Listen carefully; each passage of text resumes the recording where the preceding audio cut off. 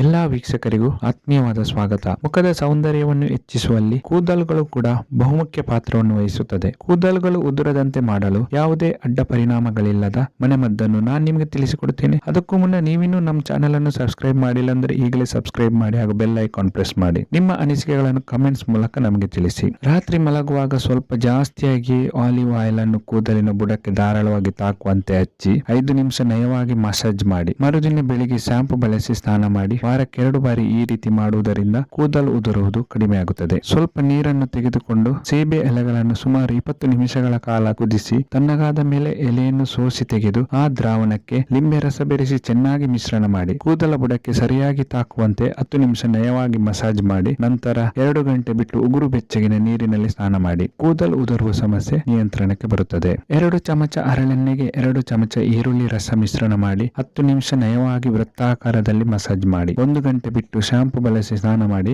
2 ದಿವಸಕ್ಕೊಮ್ಮೆ ಈ ರೀತಿ ಮಾಡಿದರೆ ಕೂದಲು ಉದುರುವ ಸಮಸ್ಯೆ ಕಡಿಮೆ ಆಗುತ್ತದೆ. ಎಳ್ಳು ಹಾಗೂ ತೆಂಗಿನ ಎಣ್ಣೆಯ ಜೊತೆಗೆ ವೀಳ್ಯದ ಎಲೆಯನ್ನು ಚೆನ್ನಾಗಿ ರುಬ್ಬಿ ಪೇಸ್ಟ್ ತಯಾರಿಸಿ ಕೂದಲಿನ ಬುಡಕ್ಕೆ ಹಚ್ಚಿ 1 ಗಂಟೆ ಬಿಟ್ಟು ಶಾಂಪೂವಿನಿಂದ ತೊಳೆಯಿರಿ. ಈ ರೀತಿ ಮಾಡುವುದರಿಂದಲೂ ಕೂದಲು ಉದುರುವುದು ಕಡಿಮೆ ಆಗುತ್ತದೆ. ಒಂದು ಪಾತ್ರೆಯಲ್ಲಿ ಕೊಬ್ಬರಿ ಎಣ್ಣೆ ಇಟ್ಟು ಅದು ಬಿಸಿಯಾಗುವಾಗ ಕರಿಬೇವು ಎಲೆಗಳನ್ನು ಹಾಕಿ ಎಲೆಗಳು ಕಪ್ಪು ಬಣ್ಣಕ್ಕೆ ತಿರುಗುವವರೆಗೂ ಕಾಯಿಸಿ. ನಂತರ ಎಣ್ಣೆ ತಣ್ಣಗಾದ ಮೇಲೆ ತಲೆಯ ಬುಡಕ್ಕೆ ಹಚ್ಚಿ ನಯವಾಗಿ ಮಸಾಜ್ ಮಾಡಿ. 1 ಗಂಟೆಯ ಬಳಿಕ ಶಾಂಪೂವಿನಿಂದ ತಲೆ ತೊಳೆದುಕೊಳ್ಳಿ. ಇದರಿಂದ ಕೂದಲು ಉದುರುವುದು ನಿಯಂತ್ರಣಕ್ಕೆ ಬರುತ್ತದೆ. ಕೂದಲಿನ ಶೇಕಡ 25ರಷ್ಟು ಜೀವಕೋಶಗಳು ನೀರಿನಿಂದ ನಿರ್ಮಿತವಾಗಿರುವುದರಿಂದ ದೇಹದಲ್ಲಿ ನೀರಿನ ಪ್ರಮಾಣ ಕಡಿಮೆಯಾಗುವುದರಿಂದಲೂ ಕೂದಲು ಉದುರುವ ಸಮಸ್ಯೆ ಉಂಟಾಗುತ್ತದೆ. ಹೆಚ್ಚು ನೀರು ಕುಡಿಯುವುದರಿಂದಲೂ ಕೂದಲು ಉದುರುವ ಸಮಸ್ಯೆ ಕಡಿಮೆಯಾಗುತ್ತದೆ. ಈ ಮಾಹಿತಿ ನಿಮಗೆ ಇಷ್ಟವಾದಲ್ಲಿ ಈಗಲೇ ನಮ್ಮ ವಿಡಿಯೋವನ್ನು ಲೈಕ್ ಮಾಡಿ, ಕಮೆಂಟ್ಸ್ ಮಾಡಿ ಹಾಗೂ ಶೇರ್ ಮಾಡಿ. ಇನ್ನಷ್ಟು ಹೊಸ ಮಾಹಿತಿ ಮುಂದಿನ ವಿಡಿಯೋದಲ್ಲಿ ನಾನು ನಿಮಗೆ ತಿಳಿಸುತ್ತೇನೆ. ಎಲ್ಲಾ ವೀಕ್ಷಕರಿಗೂ ಧನ್ಯವಾದಗಳು.